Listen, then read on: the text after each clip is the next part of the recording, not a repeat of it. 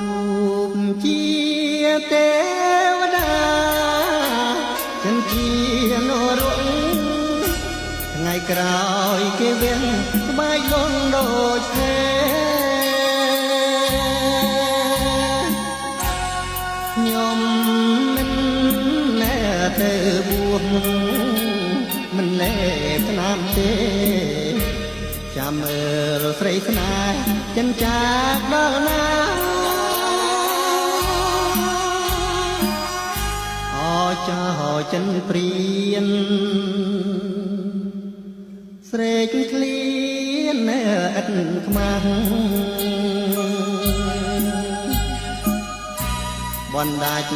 សងវាំងអូនពីអរា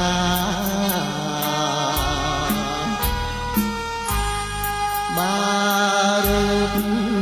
ព្រៀនវិញព្រៀនឈឺយ៉ាងណាសូមចាស់កម្មពីផ្ដន់ទីព្រៀនផង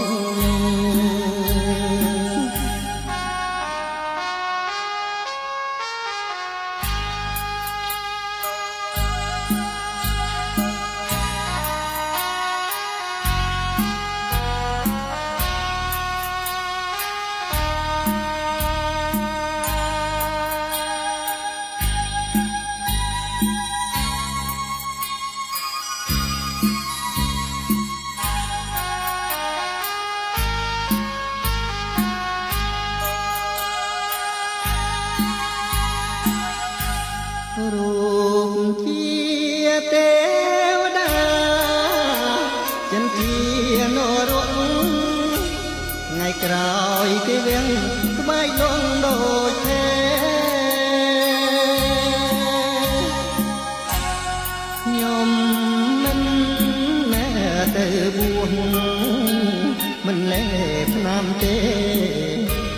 ចាំមើលស្រីស្នេហ៍ចិនចាកដល់ណា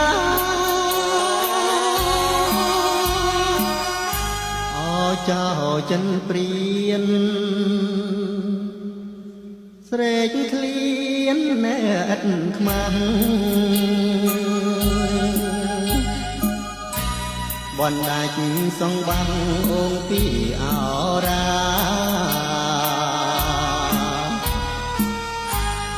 បារូបព្រៀនវិញព្រៀនឈឺយ៉ាងណាសូមចាំកម្មពីផ្ដន់ទីព្រៀនផង